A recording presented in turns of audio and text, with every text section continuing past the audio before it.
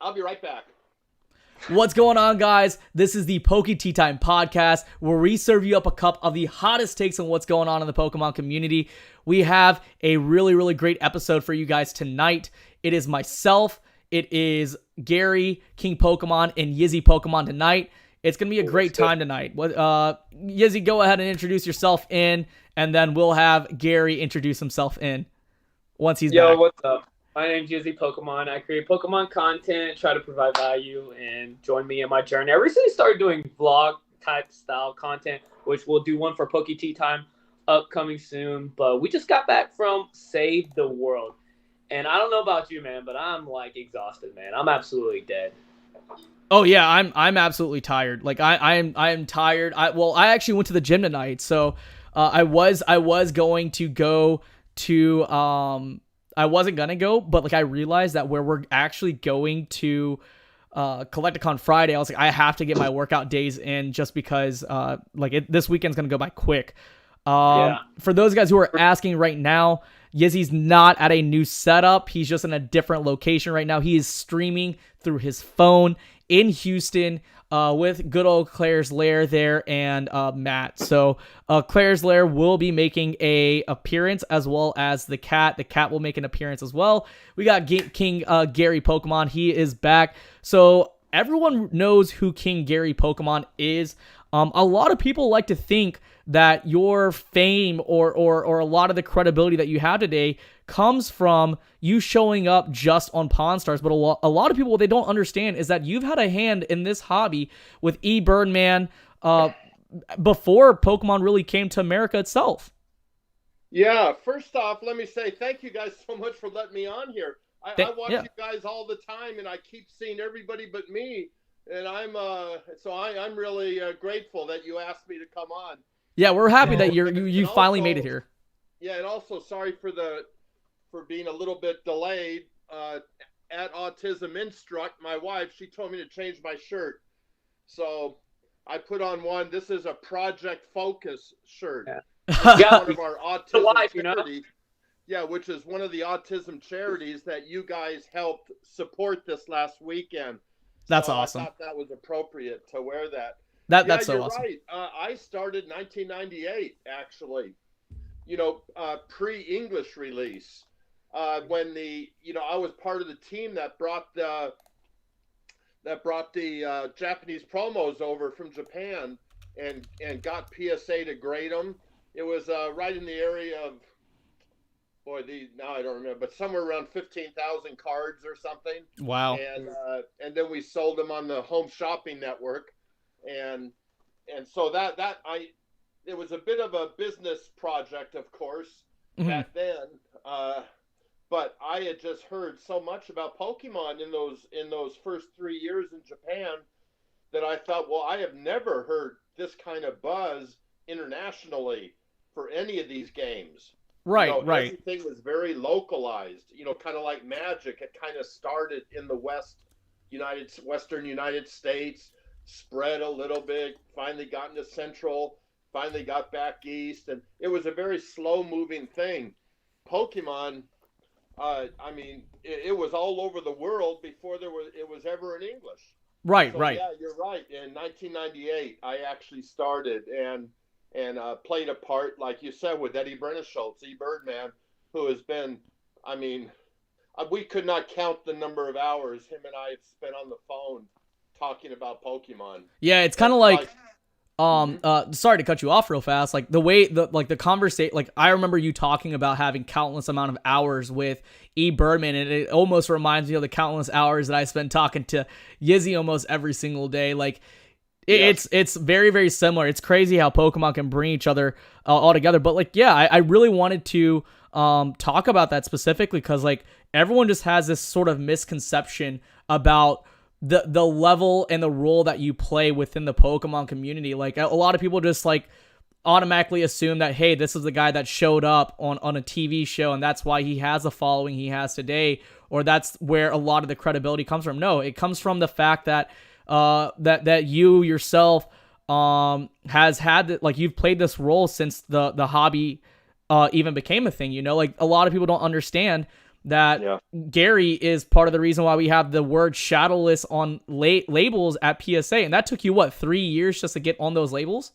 Right. Yes. I worked on that for 3 years, and finally PSA agreed. And I can't tell you, I was just, whoa, yes. I was so excited when that happened because I worked so many years.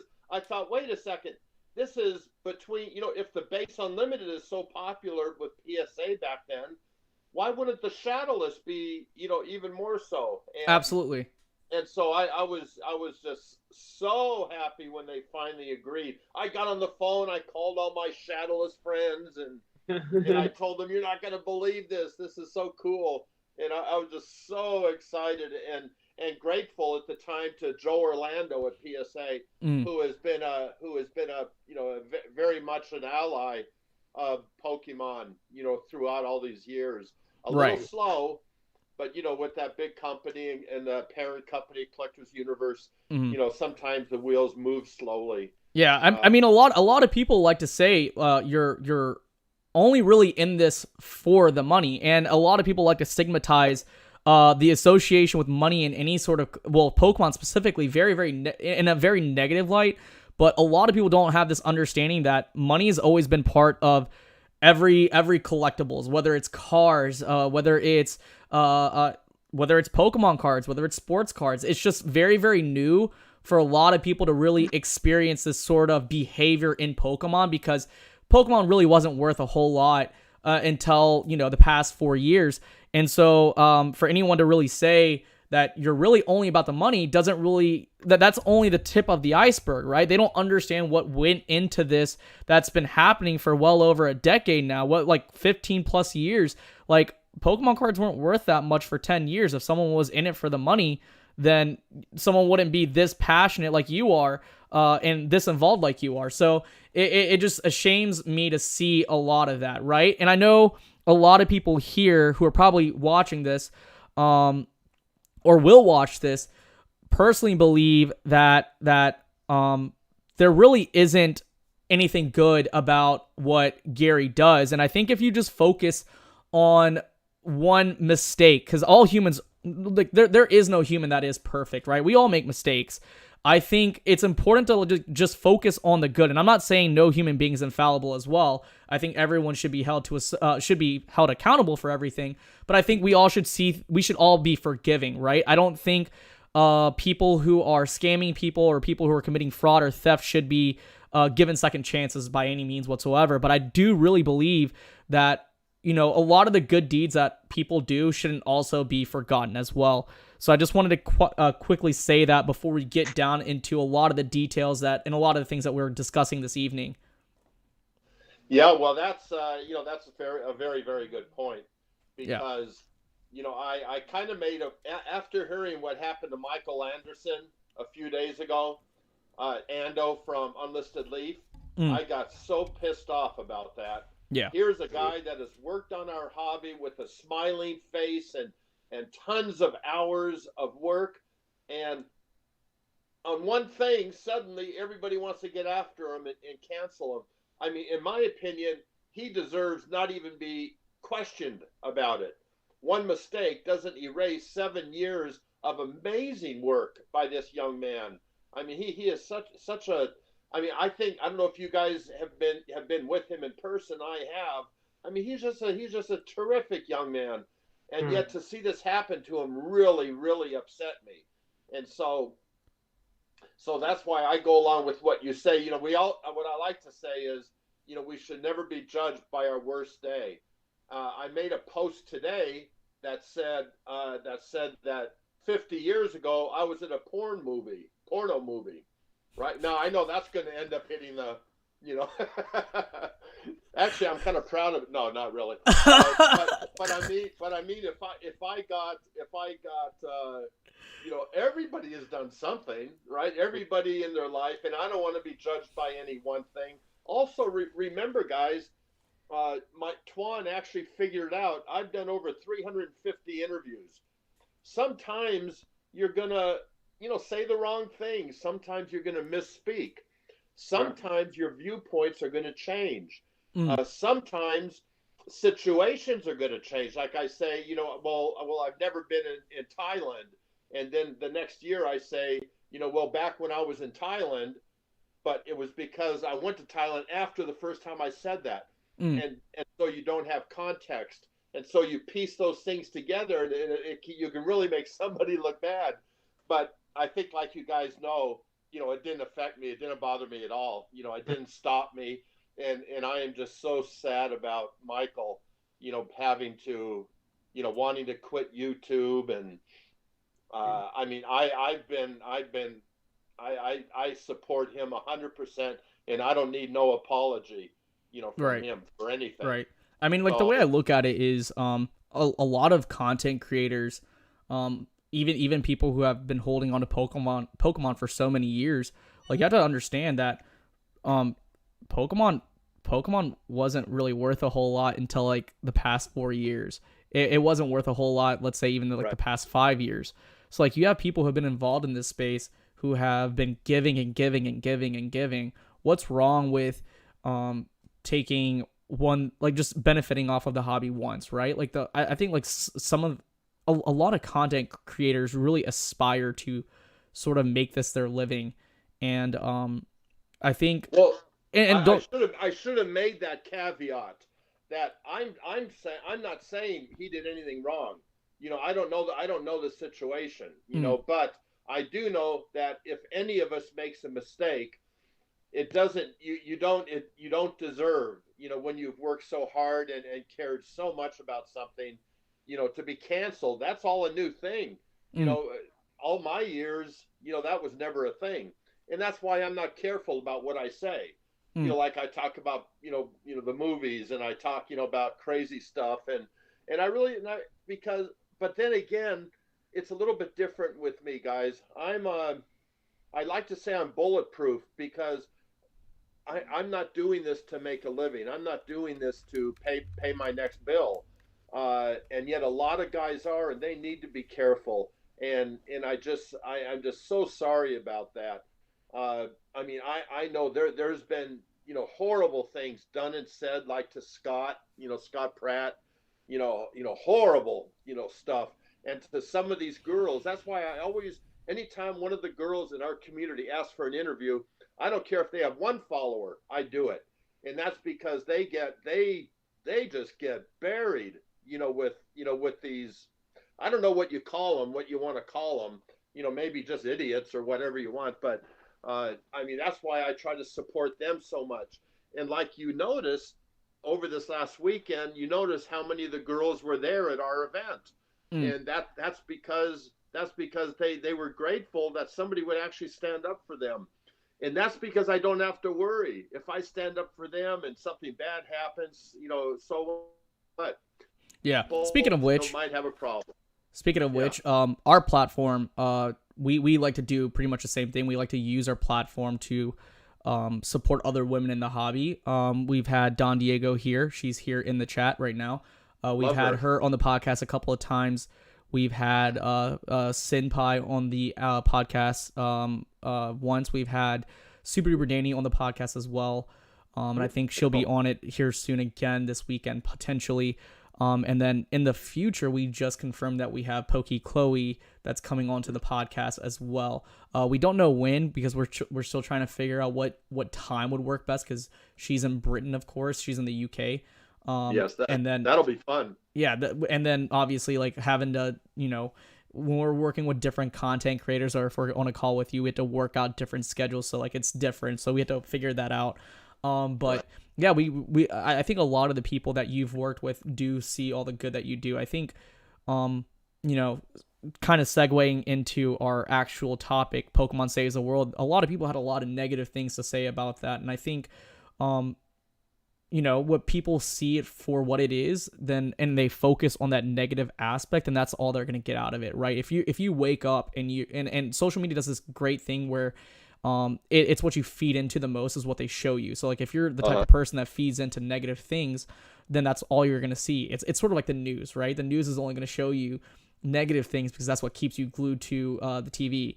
And when people, like yourself and like what we were there for, what matters the most is the fact that we were there for the positive aspects of what we're doing it for. Yeah, sure, like you can make critiques and criticisms as to what happened and who and did what, but like at the end of the day, we are there for all the good things. Don Diego quickly just said her name is pronounced Laura, and you called her Lauren on the stream, but I think she forgave you for that. Pretty good. That's not too far off. That's not too far off. I mean, when you're up there on camera, with it's sometimes, and also when you're 67, things you'll forget a little bit sometimes. But yeah. Yeah. When I was speaking, sorry, Laura, talking about or like thinking about that and being there personally, I didn't even have any type of like negative aspect. Same. Where how you said you feed into the negativity. Me not seeing the comments, me not watching live, just being there in general and knowing what that cause was for. I had no negative look on it in general. Everything was positive. Everything was going through my mind of like, what could this be and how big this was and how this may encourage me to do something like this and motivate me to like spread the news or what it may be. So I'm with you. I'm the same thing. I'm not exactly sure what all the negative, but then I don't care what the negative. I mean, I know that James Kennedy, his music cut out at one point. That's technical things will happen. Maybe that's one negative. I mean, I really don't know either. And but whatever, it's okay. It's okay that it did. Yeah. And whatever the criticisms are, that's what. I mean, I think we should, cancel the cancelers. That's what I think.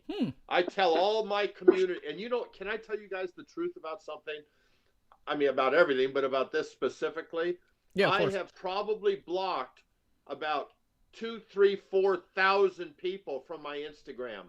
Jeez. If I see one negative thing mentioned about another person or myself, boom, it's an immediate block. And I mean, yes, about 200, 300, 400 have gotten back to me saying that they were sorry and can I reinstate them and that. And of course, I always do. But yeah, so I mean, I don't want that.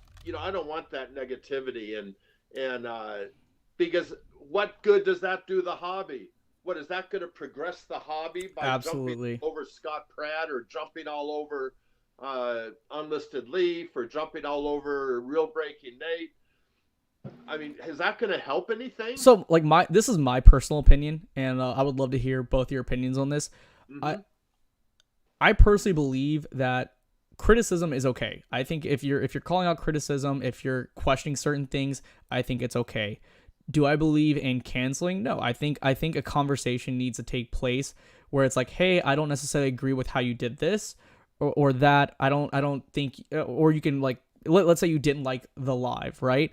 Let's say you personally let's say I messed up on the stream and someone called me out on it. Then I think that's okay. I think there's there's a right and a wrong way of having a conversation on mistakes, right? It depends how they say it. Exactly. Yeah. It's how you come across. In my opinion, I would have done this. In my opinion, I might have tried that, right? Mm-hmm. Instead of saying, boy, that really sucked. I mean, there's more than one way to skin a cat, right? There's another meme for you. But I mean, it's the way you say something. If it's a conversation to be constructive about something where you're coming. You see, I loved what Scott Pratt did months ago after that girl put him or just started talking about negativity and all that stuff. And he was the only person who came on YouTube and he started saying, and it was about scalpers. He started saying, well, this is, how you can get around that. You can, maybe if you're not quite into Japanese, you can move into Japanese for a few months because all that stuff comes back. Gary, we've been doing this. We've been talking about how to get around scalpers for months. He came up with solutions. Yeah. He came up. It was beautiful. It was a beautiful thing. And I was so proud of him for doing that. He addressed the exact same issues without a single negative word. Yeah. And yet he came with answers. Literally. I love that. I was so proud of him for doing that. And that's what you're saying. Yeah, I That's mean, myself and exactly Yizzy, what we we should have literally. the conversation. If I screw up and I say, well, Japanese cards are horrible or something like that, you can come back to me in a constructive way and you can say, well, they are the original. There's different variations. The card stock is better. They're older. There's no rarity variants. There's all kinds of. You can come back that way, and that's a good way to come back at it. But if I say Japanese cards suck, and you say, yeah, well, you suck too, where's that going to take the conversation? So yeah, no, that I know that's kind of what you're saying, and boy, do I agree with Yeah, that. Yizzy, tell Gary about our video right after um right after Pokemon Day. We did a video where we talk about the 4 ways to enjoy Pokemon in this current state. Like at that time, scalping was a big thing. So like Yizzy, if you want to talk about that, you can just quickly give a quick synopsis about that. Oh, Oh you yeah, did have one of those? Yep. I don't yeah. know why I didn't see that. We had top 4 ways to enjoy the Pokemon hobby. Getting on all the other stuff, not a big deal. But yeah, so we thought of ways. Me and Shiv and I was like, man, like let's have an answer to some of the solutions of like people being down about not having products, people being down about like not being able to open packs or whatever it may be. And we're like, what has brought us joy in this hobby? Like, how other ways can we enjoy this hobby in general? And Okay. the thing that came out of my mind was like, honestly, talking to fellow collectors. I talk to Shiv on almost on a daily basis, sometimes for most of the time, and I enjoy just talking about the hobby, talking about certain cards and goals that we're trying to get, or certain packs, or like certain rarity, or talking about population report, or certain slabs that we're gonna get graded, and certain cards that we're chasing. And that was number one. I'll go through it really fast. Number two Yeah. was appreciating other aspects of Pokemon. It doesn't have to necessarily be the cards.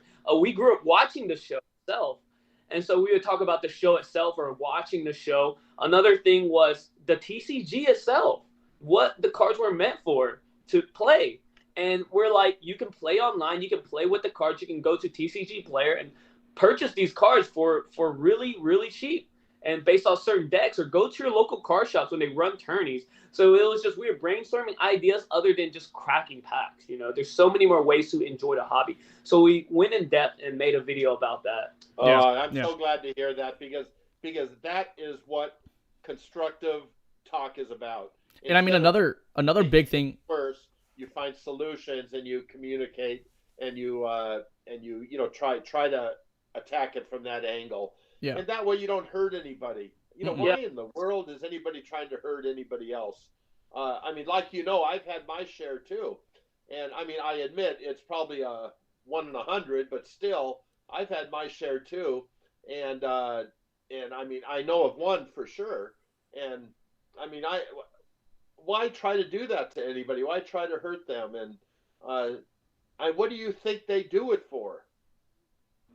I don't know. I mean, some people, that's just how it's just how they're wired. I don't know. I mean, people will do things to hurt other people just to feel better about themselves, or there's various reasons. But I mean, what a lot of people don't know here is that just like a lot of people who have struggled to find Pokemon recently, this is an actual story from Gary.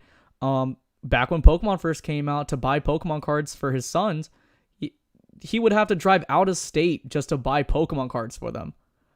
Sure did. Yeah, like Pokemon was difficult to find. I was in Southern California, and I traveled to Utah, Nevada, Arizona, because it's like it was this past year. You couldn't find any cards. Pokemon was so. There's nothing new here. Not just with Pokemon, but I mean with any collectible over the last 100 years. Mm-hmm. That's what happens when your demand outpaces your supply. Things like that are natural. They're going to happen every single time. And so, that's why I like what you talked about with yours. I like what Scott did. And yes, I would go to great lengths to get Jay and Devin, their Pokemon cards. Went to great lengths. Yeah. And it was no different than the situation today. Mm-hmm. Now, if I had been on the internet, maybe I was on Yahoo auctions or something. But if I had been on the internet, I mean that would have been a big, it probably would have been a lot easier. I put a lot of miles on that car. Absolutely, absolutely. So like, let's actually talk about the positives of Pokemon Saves the World. So I'm gonna start it off by saying like, I got there Friday, and then I got there very very early. Yizzy got there soon after, right at noon. At the hotel, we got at the MGM Thursday because I have family. That's right. But he and I met up finally at noon. I spent some time with. Sorry, I got a cat in the background. That's all right. Spent some time. That doesn't look like a cat. That looks like a person. Yeah, she's gonna make a cameo in a second because we have a project that we're working on. Good. Yeah. That you may, or I mean, like not interested, but like you'll find pretty entertaining. But essentially, nice. Yizzy and I, we finally met up at noon in Vegas at the MGM Grand, and then we met up with Gem Mint Pokemon at their hotel. We got lunch. Yizzy and them, they gambled. I just hung around and watched. I didn't gamble at all because that's just not my thing. And then after that, we essentially just hung out for a little bit, and then we all just met up at we met at D Bruce's warehouse. D Bruce's warehouse is just Can I stop you there? Yeah, go ahead.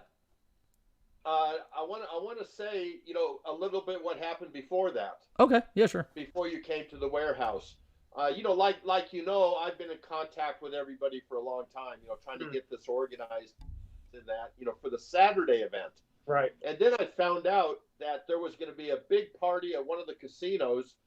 And then I found out that they had a limit because of fire marshals of 100 people. And I could only bring me, myself, and 2-3 other people. Right.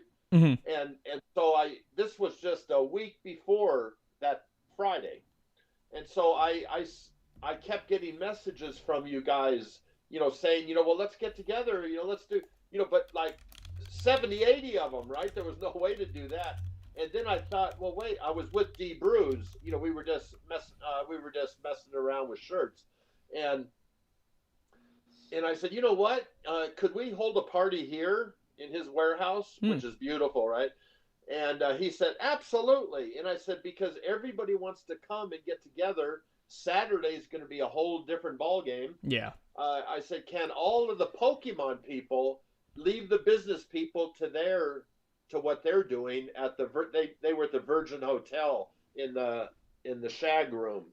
And plus that cost like $25,000 for them. But I couldn't bring you guys. And yet I wanted to see, and everybody wanted, we all went to see each other. We didn't go to watch somebody open up a base pack. We came to see each other and to have fun. Absolutely. And that. And so Darian or D Bruce said, yeah, absolutely. Let's do this. Right away, I called the party planner, got the catered stuff. D Bruce is a foodie, so he arranged the best Italian food in town. And so that's when I started to put that together, and then we got those MetaZoo packs. Michael, who only was releasing some in Michael Waddell in New York. He said, "Listen, I want to, since I can't be there, I want to send you guys something just to play with." And so then then we had those. So anyway, we had packs to open. Derek D. Bruce brought Evolutions packs. Anyway, that wasn't even in the plans a week before that Friday. And yet, I don't know how you guys feel, but that was my favorite time of the weekend. Yeah. With all you guys, all Pokemon only people, sharing stories, giving each other hugs, talking about the hobby, making our own shirts and, getting our shirts from that event. And things like that. That was my favorite part of the whole thing. Absolutely. Like we even like a lot of people think that we were just like pushed on a MetaZoo. Like me personally, MetaZoo is just not my thing. But I can see some real joy out of people that do enjoy MetaZoo. And hey, cool for them. We also opened up celebrations. That was really fun. We had a good time opening celebrations. I know D Bruce pulled the Charizard and the Umbreon. Like he pulled the Umbreon like in the second pack, which is crazy. He's so lucky. Yeah. And I mean, like, there was so many cool things there. Like, he even had the Elon Musk tequila there. He had Nipsey Hussle's beanie. Like, there's just so much different and cool things that D-Brews has. And, like, you can see the joy in that. Like, I can definitely see the joy that he's just an overall collector. And it's not just Pokemon, it's everything. And it was just cool. Right, especially anime, stuff like that. Yeah, the art on the wall. Dragon Ball Z, Dragon Ball Super. He loves all that stuff. Yeah. He's a very fun collector and a great person to hang with. Yeah. And I know myself and Yizzy, we made a bunch of different content there. Quick plug real fast. If you haven't seen Yizzy's newest YouTube channel, we definitely go check it out. We're taking a David Dobrik approach as far as vlogging goes. So it's quick, it's fast, it leaves you wanting more, and you'll definitely get more. So that's the sort of approach that we want to have. And what's the name? It's under Yizzy Pokemon's YouTube channel, so you can just click on that. Video. It's Pokemon YouTube channel. Is the name of the channel. Yeah, we'll have something like Yizzy Pokemon. Yeah, it's just Yizzy Pokemon. Okay. Yeah, so you'll see different cameos inside. So yeah. But it's a good time. Like we made TikToks there. Everyone's always saying like, "Hey Shiv, when are you gonna use those Pokemon pickup lines?" So I used the Pokemon pickup line to Pokemon trainer Jess. Shout out to her. She was there. It was just good meeting a bunch of different people and seeing Leonhardt and seeing Bonnie and just talking to everybody. Everyone. You promised me to do a TikTok with me. Yeah. We never got to do that. Hey, we have Houston. Done one. We have Houston. I can't move as well as you do, but you can do it with the walker. But the thing is that Gary, you're actually already on TikTok. Well, I could have put Yizzy in my walker and just ran around the warehouse. That would have been cool. Oh, with a nice little song. Oh, I'll be done. I mean, you're already on TikTok though, Gary. You're on Pokemon Raiders TikTok. So if you're not following Pokemon Radar, yeah, you're already on there. There's another dandy. John is a real dandy. We've done a lot of stuff together. We've had a lot of fun. And I think you're also on Nate's TikTok too. So I think you're on that as well. Really? Yeah. I gotta get a TikTok. Is that something you sign up for, just like Instagram and that? Yeah. It's another social media platform. Yeah. But I want to put my 2 cents on save or that event that we threw the pre-party. Being around all those people, and it started I got there at 5 and we left at 11, 12ish. It felt like 30 minutes. I don't know about You're right. Just I've never been at a place where it felt how time flew by so fast, and it was insane. And that's just a testament to like how much everybody loves the hobby and how much we got together and just talked about Pokemon. Like that's literally what we did the whole time, and just absolutely and just nourish those relationships and friendships. Let me tell you how that ended. Like you said, you left about 11:30.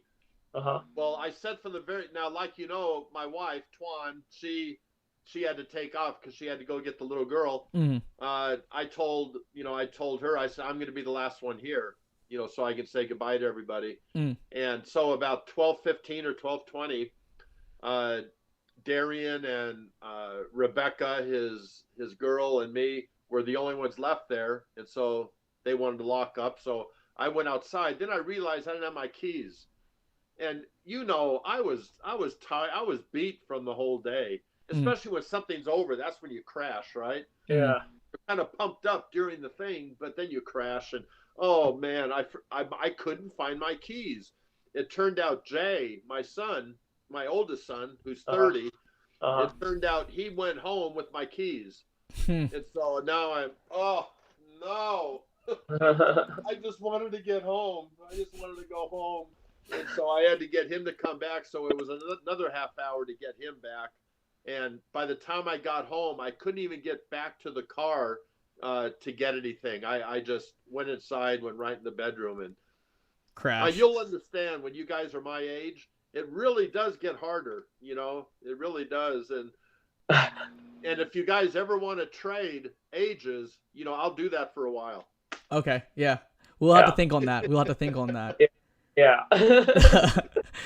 No, but we're gonna talk about the actual Pokemon Saves the event. So after having our good old fun after the event, going back to the hotel and stuff like that.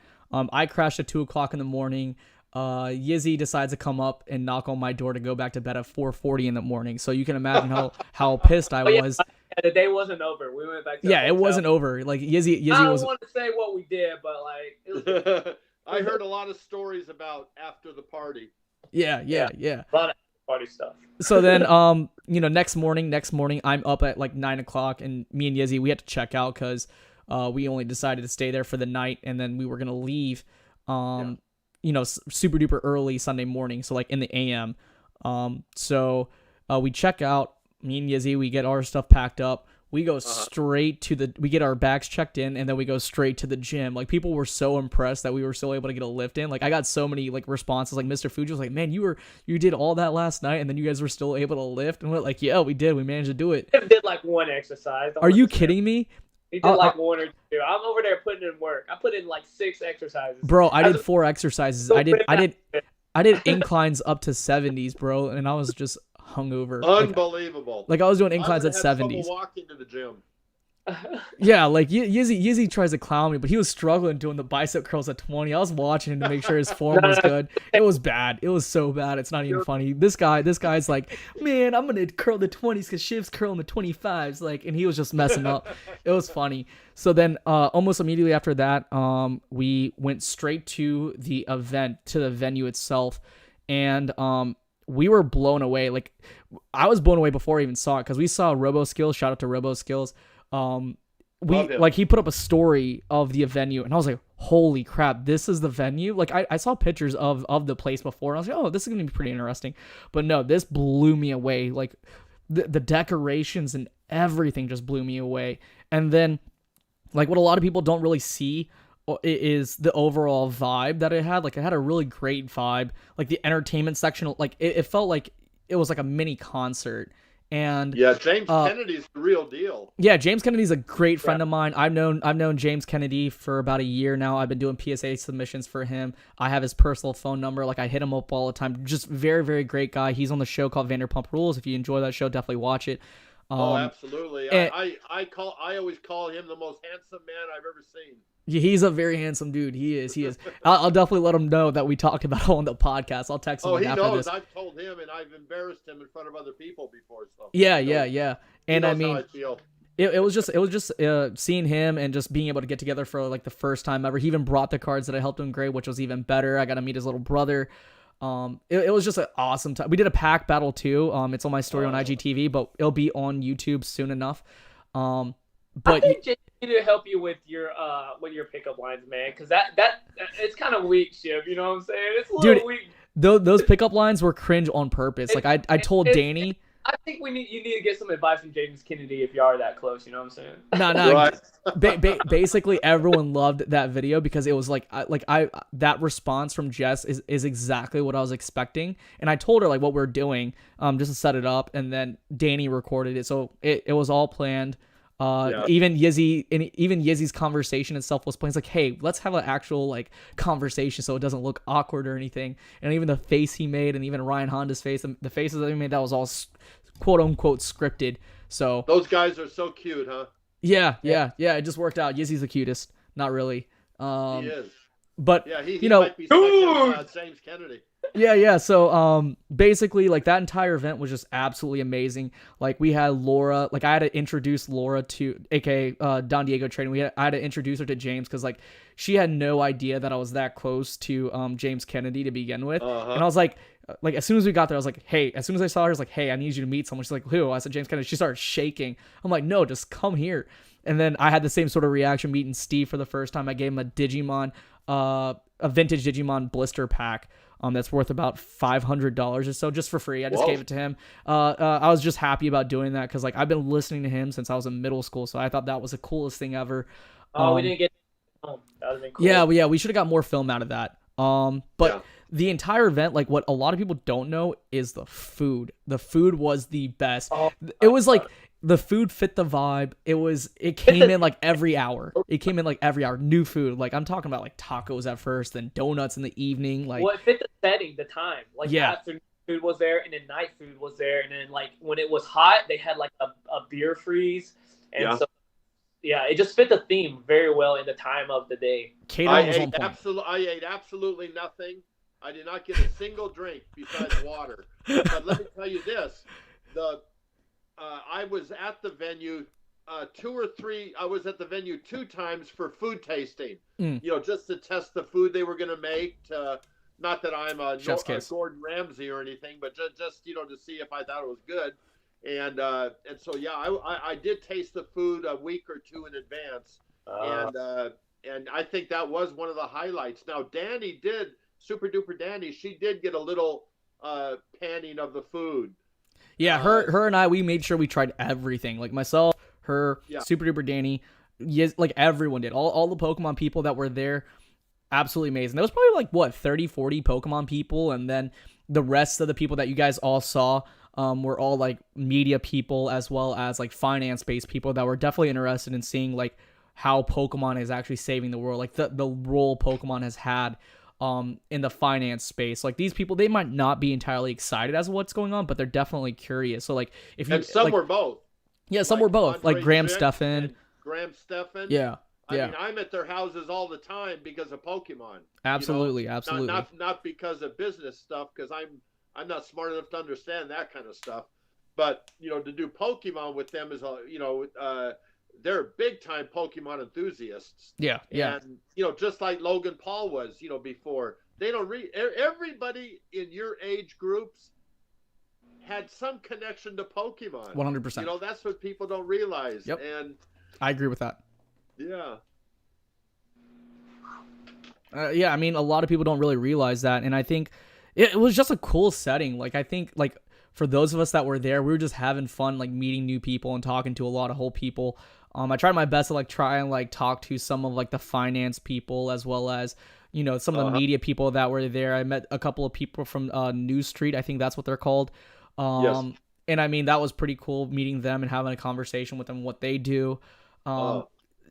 That event, like that. I would have wished the event would have ran longer, honestly, because like we didn't have to go anywhere. Like if we just stayed there, I'd have been more content. But after the event, towards the end of the event, you told us the big truth, which was just to kind of give a quick synopsis. The card that Logan Paul had bought from Gary ended up becoming the BGS 10 Pristine Charizard. And if you haven't watched that video, shout out to Goat Breakers for production of that video. His team did an amazing job with it. It's sponsored by Collecticon. Tim is an amazing dude. If you're not following Goat Breakers on Instagram, definitely do so. He has a very, very large following on TikTok. Or if you are, don't get out. Yeah. And if you aren't, I mean, like you really are missing out. But you'll see him at Collecticon if you are going there. But a beautiful job. I think the way that the production of that video left everyone impressed. Lee was definitely impressed. He was like, "Who recorded this?" Because like the recording on this is absolutely superb. Like even Danny said the same thing. Danny had an amazing. I look good. Is that what you're trying to say? Yeah. Okay. Absolutely amazing. Yeah. I mean, Danny and everyone did. Like they love the event itself. Like I think a lot of people were also questioning why Lee didn't open up any packs. Lee just said it straight. He does this all the time, so he wanted to have other people experience what he's already experienced himself, and he just wanted to have a good job. He just wanted to have a good time, just hanging out with everyone. I think that's what a lot of, like, you could ask anyone who was there, like actual content creators that were there, they're all gonna give the same response and say like they had an amazing time. I don't think anyone had a negative time. And I think the only thing that I kind of like am kicking myself over is like after the event, after the fight or whatever, Robo Skills was like, "Hey, let's go to Hakkasan, which was the hotel, which is inside the hotel that myself and Yizzy were just at, to go see Steve Aoki perform."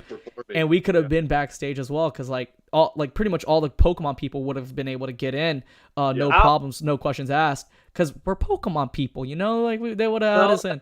We didn't go because we didn't know if like all tickets were sold out and we didn't know. Yeah. The general admissions were sold out. And we couldn't. We didn't want to intrude without an actual proper invitation. But the thing is that myself and Yizzy, we had to leave that night at 3 a.m. And we still could have gone. We still could have gone, but basically, if we would have known, now. and if we would have known that our flights would have been canceled or like pushed back and delayed, that's a whole nother story in itself. I mean, we could talk about it if you guys want to. Akshay, if you want to, you were part of that. Yeah.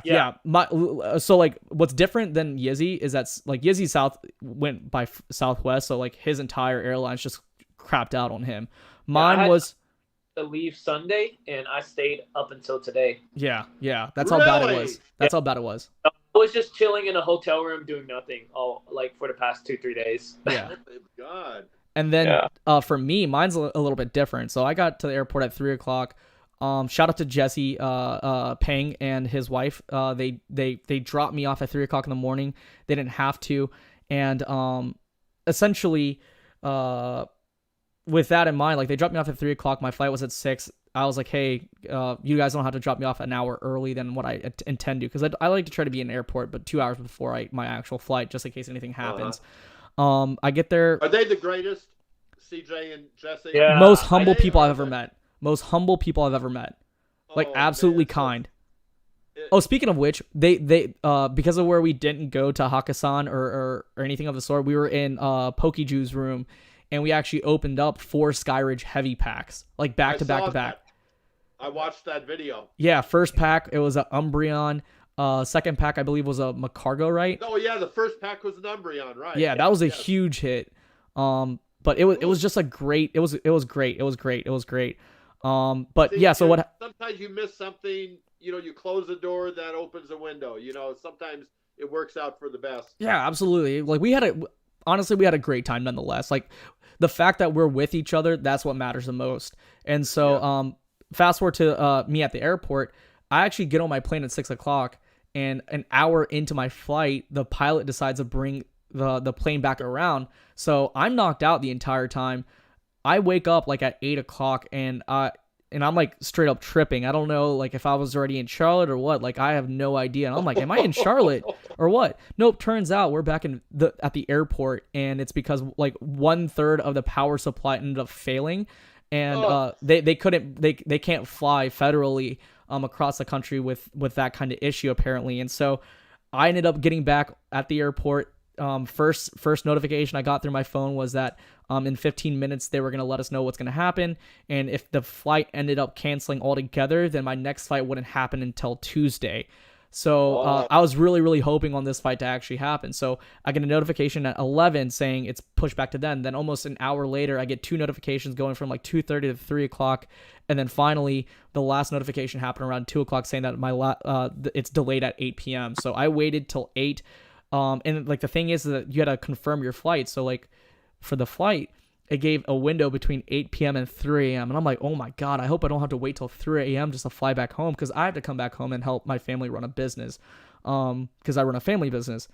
Yeah. So essentially, the plane ended up getting there exactly at 8. We were supposed to board at 8, but they got exactly at 8. And I'm like, is this it? Are we screwed over? And I'm like, okay, maybe not. We finally board the airplane like at 9:45. I get back home at 9 a.m. and immediately I went right to work, and I'm like jet lagged. I have no sleep whatsoever. There was a lot of stuff I needed to do as soon as I got back home, but I wasn't able to just because I was just that worn out from staying at the airport for 17 hours. That scares me a little bit, having to fly out to Houston on Friday night. Yeah, it kind of worries us. I have to fly out at the last minute. Yeah. Come home at the last minute, because of Akara, get her to her therapy sessions. Mm-hmm. And so with Twan being a teacher, she has, teacher hours. So I'm all there is to take care of the little girl, which I love. And, but it's time consuming. Anyway, that worries me a little bit, because I heard there were like 80 flights even today that Southwest couldn't get off. Mm-hmm. So that's a little bit scary. What happens at Collecticon if I can't get there? That's a scary thing. And you guys, all the poor people, thousands and thousands of people, we all have places to go and important things to do. Mm-hmm. Those poor people, man. And what caused that? What happened with Southwest? Because it wasn't the other airlines. It was the FAA guidelines, and then the pilots went on like strike, kind of 1-day strike. Oh no. Yeah. It was. I mean, it was a bunch of different airlines as well. and their rights, and like some feel like their rights was revoked when they applied these certain guidelines and policies, so they went on a day strike. So over 2,000 flights were canceled throughout the states. Right. Yeah. I mean, it happened. It impacted, like, that impacted everyone, really, like every flight, because it affected American Airlines. Like every flight was full, and you couldn't really switch over to a flight. Like my airlines wouldn't even allow me to switch over my flight to another airline. So it was just bad. Like it affected really everyone, because like if Southwest, cancels on a bunch of different flights, then you have a bunch of different people trying to go to different flights and stuff like that. So like it was just one of those things that was definitely it wasn't something that was really in our hands to really control. Yeah, well, sorry about that. No, it's okay. We the event itself made up for all of that. It was totally worth coming out of that, and just to be able to spend time with each other, produce content, because like that's what we're really there for. We're there just to be with people, and obviously for the charity event itself. So speaking of which, we quickly to go into it, we opened up $1 million. That's just our promotional poster from there. Right. I was lucky enough to get one. I wanted to get one. I wanted to snag one. Like I remember I think it was Old School Pokemon or someone, and I was like, man, I would love to. Like, it was right there in my hands. I was gonna take one and just take it with me, but I don't want to have to pay for the extra cost of it to take back to my home. Yes. But speaking of the event, we opened up 3 boxes, unlimited, shadowless, and first edition.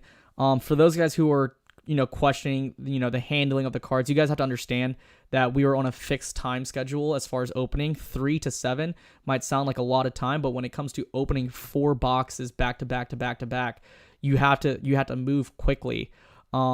And you have to understand, for those of you guys who think that some of the cards were mishandled, I can assure you that a lot of the cards were handled to the best of their ability, because almost immediately right after, they were looked at by a bunch of people. So it's perfectly okay. You have a lot of people who are in this space that know what they're doing as far as grading goes, that see these cards on a regular basis.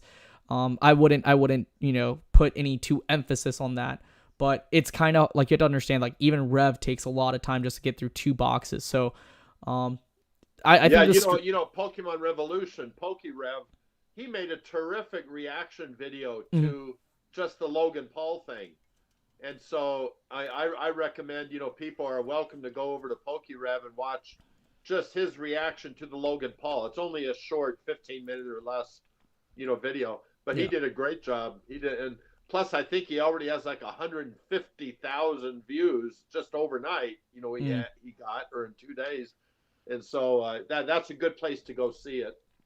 Yeah, and I mean, it was just an amazing time. But Collecticon is coming up. Collecticon is a 2-day festival. I call it a festival because I believe that that's how it is. It's literally based on entertainment. There's gonna be so many voice actors. There's gonna be actors. You're gonna have Vanilla Ice there. You have the Teenage Mutant Ninja Turtles that are gonna be there. Just because. It is the 30th anniversary of Teenage Mutant Ninja Turtles. All the Power Rangers and all the iconic acts from the 90s. Yeah. I used to lie down on the bed with Jay and Devin, every time the Power Rangers came on, and just all that stuff brings back great memories for me. Certainly it does to you guys. So You're right. That's like a festival. It's not just a card show. You go in, you look at it under people's glass, cases. I mean, here they're going to have face painting. They're going to have things for the kids. It's for the whole family. Yeah, and it's friendly. It's family friendly. I think if you are pondering the decision on whether or not you should come or not, definitely go. Definitely go. You will regret it if you don't go. Trust me. It is not. This is not the event to FOMO out on. After the first event, we're like, everybody should go. The second event was twice as big. And we're like, oh my gosh, it's such a mistake that y'all didn't go. And this time around, it's 5 times bigger. 4 times big. 5. Right. So 5 times. Yes. So it's like, we were regretting people of not going to the second event. Imagine this third event. Yeah. And then the 4th, next year, there's going to be 5 more events. I don't know if I'm even supposed to talk about that, but no, you are. There's going to be 5 more events, like in New York, Chicago, Los Angeles, Las Vegas, and then back in Texas. I think the Las Vegas one towards the end of the year Mm-hmm. is going to be the big national one for Collecticon, which is lucky for me because I live here. But They do one in Alabama. yeah, oh okay, yeah, Nah. okay. I'm going to be at all 5. I'm not going to do any other conventions. I will go to some playing tournaments, where they play tournaments, just to make an appearance and to help out in that. But I'm only going to do those 5 conventions next year. It's tiring for me. Yeah, It's a yeah. lot of work. Myself and So Yizzy, I am we were asked to look be for part of your that as well. Collecticon when that gets announced, and me and a whole bunch of people from our community are going to be there. Yeah, yeah. I mean, myself and Yizzy, we're already asked to be part of those events for next year as well. Yes. We're already in good discussions with the Collecticon team and the founders of Collecticon. I mean, they're amazing people. Just absolute down to earth people. Cody, Jeff, and Chris. Yeah. Yeah. Sure. All of them. Uh-huh. But I think last Collecticon, the vendors had a positive experience. I know they did a lot of sales because of the foot traffic. I think content creators themselves had an amazing time in producing content. Like, I think this is something that's going to be huge. And I think if you're not going, then at least try to. Like, if you're not going to this one, come to the ones next year, because I can assure you that you're not going to be disappointed. You will not regret it. That's Nope. for sure. Yeah, 100%. You're definitely going to see all 3 of us. Yes, for sure. yes. Like, we're already confirmed for all the next events in the future. Yeah. What were you saying, Yizzy? I'll say maybe not on Sunday, but I'm joking. It's a joke because I wasn't. Oh, on Sunday? Yeah. Yeah. Because I was sick. I had a tummy ache. Oh yeah. We're going to chain you to the table there, so you can't get out. We'll keep you there. Yeah, so for those of you who don't know, myself and Yizzy, which still reminds me I haven't done it yet, but I've spoken to Craig about it. We're going to get a breakdown of what's going to happen on the Whatnot stage. That's a separate stage from where Gary will be at. Yes. What will happen is that the Pokey Time podcast will actually have a podcast, what's going on. It's going to be recorded, not live, but we'll have a podcast going on stage. We're going to have a few TikTokers. We're going to have, obviously, Gem Mint Pokemon, old school Pokemon, Pokey Jew. If we can get Gary on there, we will again.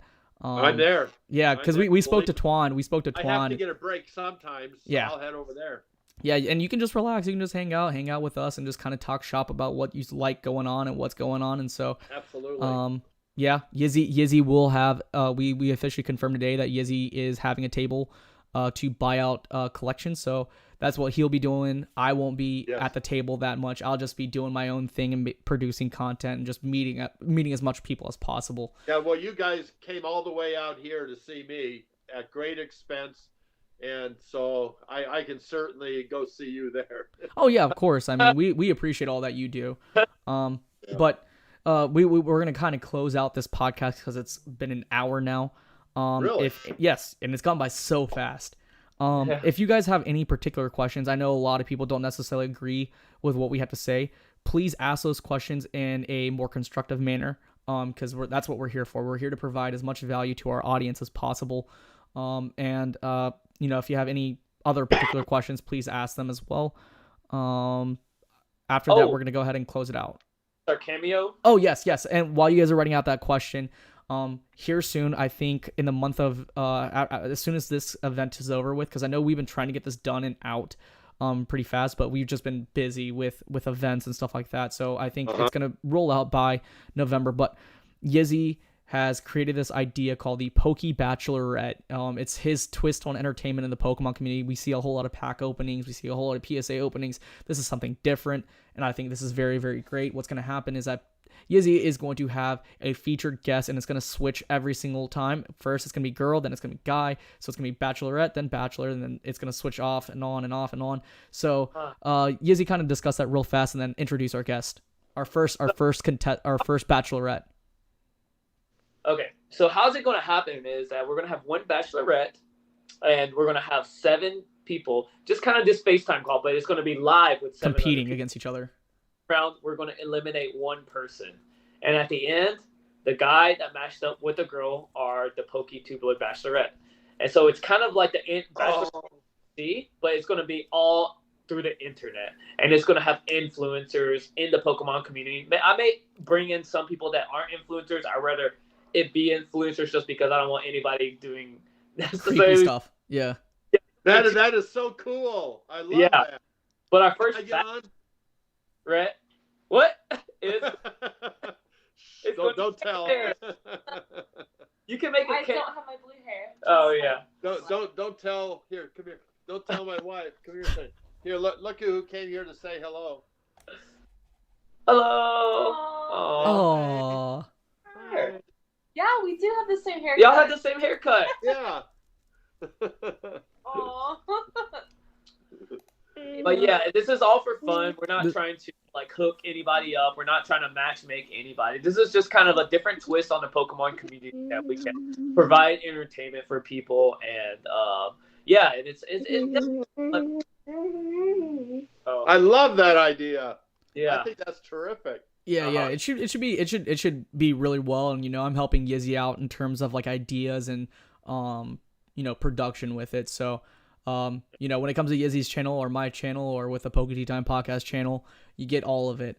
To kind of close us out, I'm going to go ahead and talk about our sponsors for our podcast. We have Pokemon Network. He is your go-to one-stop and shop to buy any sort of slab you want. Like if you can think it, he'll probably have it. Most, like 99% of the time, he'll have it.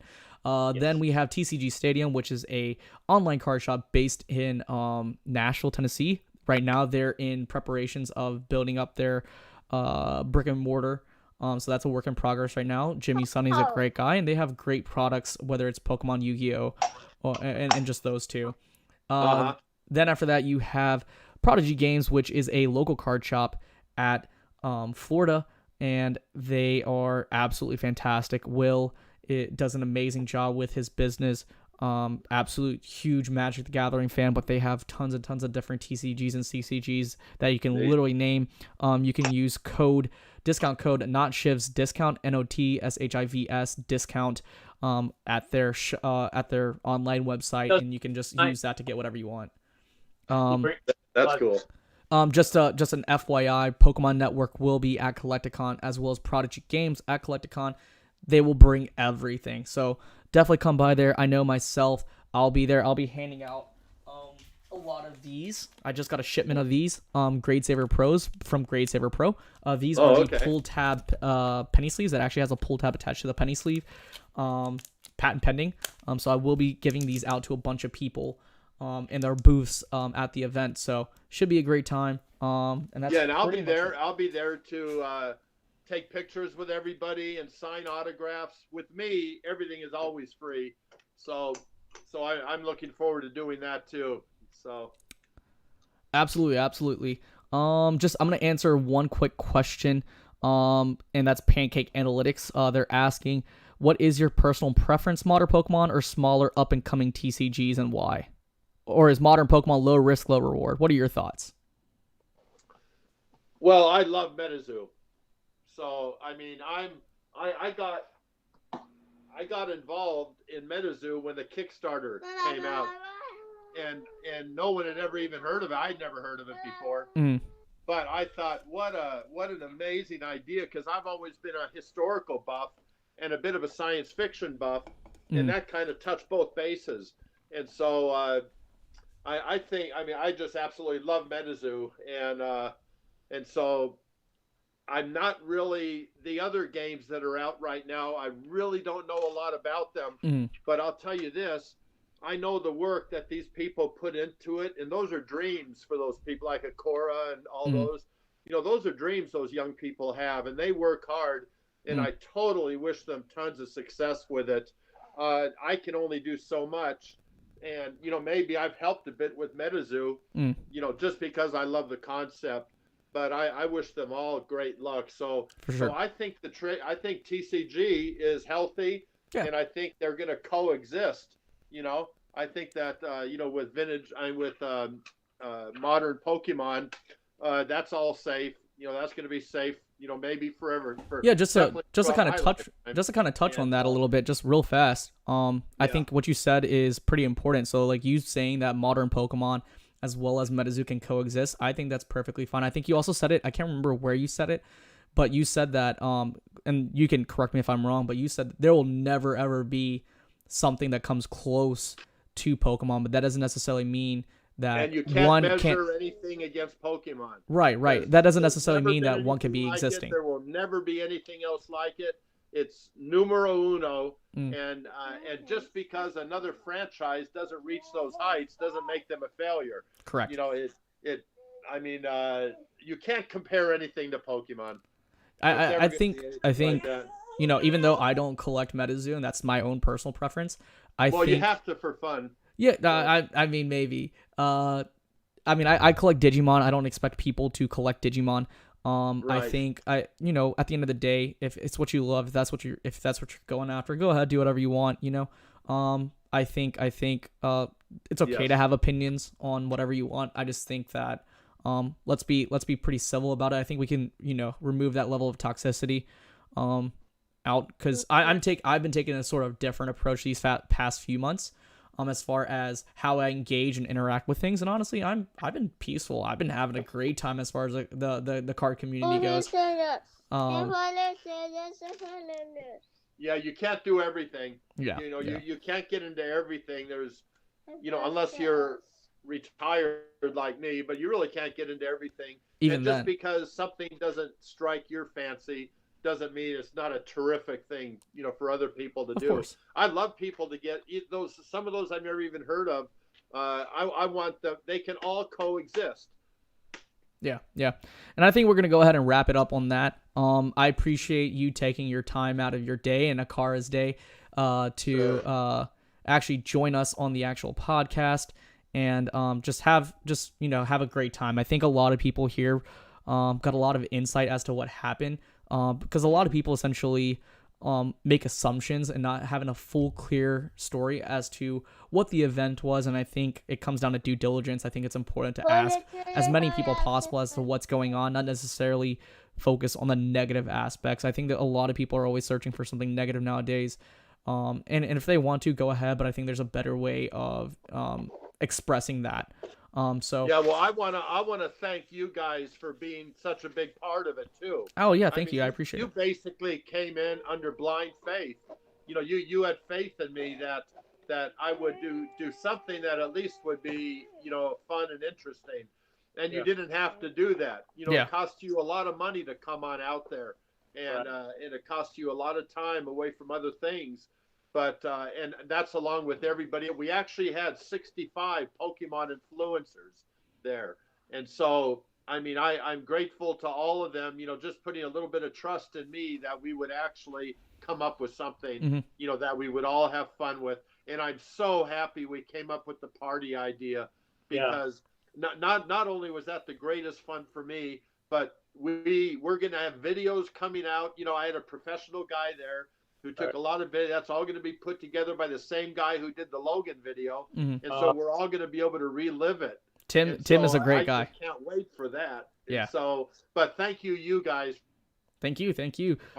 We definitely have to have these kind of events like every single year. I think you know, a lot of charities can benefit from, you know, just us coming together, and there's so much power with that. Just to kind of wrap it up, Yizzy, if you have anything to say, let us know. I think I'm good. All right, cool. So Gary, we have a specific way and how we sign off from the podcast. We like to have our imaginary teacup, so we sip up. So you're gonna do it with us. You're gonna sip up, deuces, and we're gonna salute out. So we're gonna do it all in unison. We're gonna do it all in unison together. So on 3, sips up. Sips up. Deuces. And we're out. Thank you guys so much for joining, and we'll see you guys on the next podcast.